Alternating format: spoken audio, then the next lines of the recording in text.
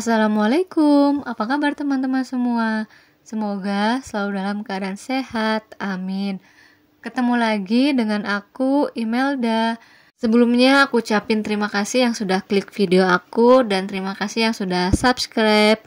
Support channel aku dengan like, comment, and subscribe supaya aku lebih semangat lagi upload videonya. Nah ini kali ini aku lagi jalan-jalan ke Kintamani. Nah ini di Danau Batur. Nah ini kita lagi singgah di tempat makan di warung nyat-nyat gitu. Nah sambil nunggu pesanan kita dateng, ini bapak lagi mancing karena memang untuk di danaunya sendiri bisa ya dipancing dan ikannya bisa dibawa pulang.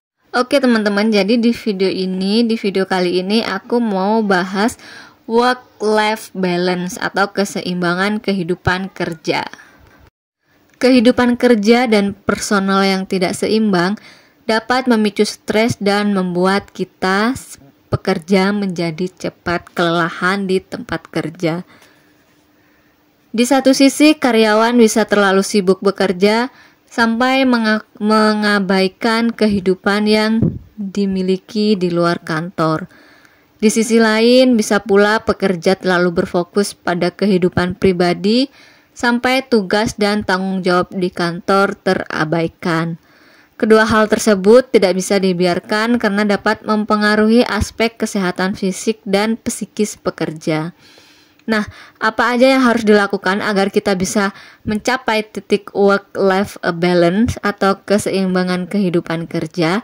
Nah, kali ini aku mau bahas tip yang beberapa yang aku terapkan sebagai ibu pekerja dan juga ibu rumah tangga. Hal yang pertama yang aku lakukan saat kerja adalah membuat jadwal dan coba untuk komitmen dalam mengikuti jadwal yang telah kita buat. Nah, jadi biasanya aku nyampe kantor itu aku bikin to-do list apa aja yang mau aku kerjakan di hari ini, atau aku juga kadang bikinnya di kemarinnya nih, misalnya aku mau pulang, sebelum pulang jadi aku bikin to-do list apa aja yang mau aku kerjakan di keesokan harinya. Merencanakan tiap-tiap jam kerja akan membuat fokus dan mengurangi gangguan di luar pekerjaan.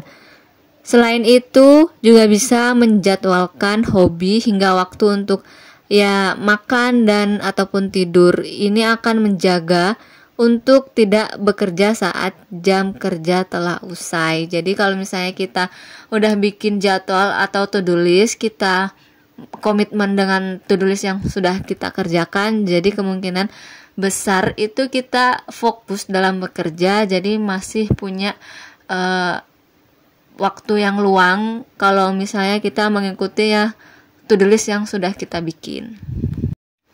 Yang kedua, bekerja cerdas bukan kerja keras. Apa itu yang dimaksud kerja keras dan apa yang dimaksud dengan kerja cerdas? Jadi kerja keras dapat diartikan sebagai penggunaan energi yang tinggi baik secara fisik dan emosional untuk mencapai hasil yang paling maksimal. Sedangkan kerja cerdas dapat diartikan sebagai menggunakan sumber daya dan peralatan yang ada untuk mencapai hasil terbaik dalam waktu yang telah ditentukan. Yang ketiga, tentukan prioritas kerja. Jadi dari yang pertama dan kedua tadi aku bikin to-do list. Nah, dari to-do list tersebut mana yang prioritas atau mana yang harus aku selesaikan terlebih dahulu, kemudian yang kedua dan yang ketiga gitu. Jadi dari to-do list itu aku bikin dari yang pertama apa-apa aja yang harus aku selesaikan dulu dan begitu seterusnya. Dan yang keempat, kurangi sikap perfeksionis. Sejatinya menjadi seorang yang perfeksionis tidaklah salah. Bahkan sikap tersebut bisa mendorong kita untuk selalu memberikan kinerja terbaik. Namun jika kebiasaan tersebut dibiarkan, sikap perfeksionis justru bisa mengganggu kehidupan kita di luar pekerjaan. Ini adalah salah satu yang aku terapkan sekarang dalam pekerjaan aku ya. Karena dimana kerjaan aku bukan hanya pegang satu divisi saja, melainkan ada beberapa divisi yang aku pegang. Nah, jadi dari 3 divisi tersebut, kalau misalnya yang bisa aku pegang ya aku pegang. Kalau misalnya yang lain nggak bisa kepegang ya udah aku mungkin bisa dikerjakan besoknya atau berikutnya gitu. Nah, ini aku udah nyampe di rumah. Ini aku lagi bikin stok sambal persambelan untuk bapak. Jadi aku ada bikin beberapa macam sambal. Ada sambal cumi asin, teri Medan, dan juga ikan teri apa ya itu namanya, aku juga kurang tahu yang lagi satu. Nah, ini tadinya udah aku cuci semua per ikan asinannya, dan ini aku tiriskan di tisu. Yang kelima, kurangi penggunaan gadget. Nah, ini kembali ke pembahasan work-life balance ya. Jadi selalu terhubung dengan internet dan berinteraksi terus dengan gadget bisa menjadi penyebab kita tidak memiliki work-life balance yang baik. Jadi yang dimaksud di sini adalah di saat jam kerja kita itu lebih fokus ke gadget kita, jadi kurang fokus ke pekerjaan. Jadi kebiasaan terhubung dengan teknologi mendorong karyawan untuk menghabiskan waktu di rumah dengan bekerja. Karena apa? Karena kan kerjaan kita nggak selesai di kantor karena kita fokus ke gadget. Jadi mau nggak mau kita bawa kerjaan pulang ke rumah gitu. Hasilnya kita tidak bisa santai dan justru tidak bisa meluangkan waktu di rumah untuk beristirahat. Yang keenam, aktif berolahraga. Menyayangi diri sendiri adalah bagian penting dari work-life balance. Nah, selain beristirahat dengan cukup, hal ini juga bisa dibuktikan dengan cara aktif berolahraga, di mana olahraga dapat menjadi cara untuk mendorong semangat dan produktivitas kita.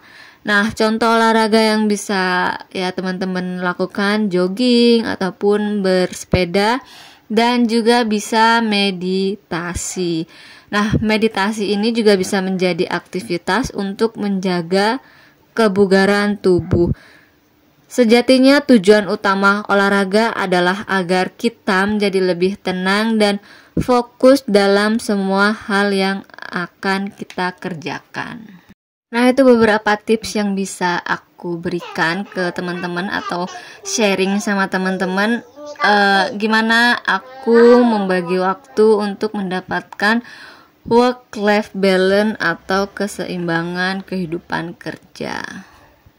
Dan work-life balance sendiri artinya adalah suatu keadaan di mana seseorang dapat mengatur dan membagi antara tanggung jawab pekerjaan, kehidupan keluarga, dan juga tanggung jawab lainnya. Ya, bisa dibilang seimbang antara pekerjaan, kebutuhan pribadi, rekreasi, atau jalan-jalan dalam menjalani kehidupan berkeluarga. Dengan memiliki work-life balance, seseorang dapat menjadi lebih produktif. Hal ini karena kondisi yang dirasakan oleh orang tersebut cukup mendukung dan meningkatkan kepuasannya dalam melakukan pekerjaan.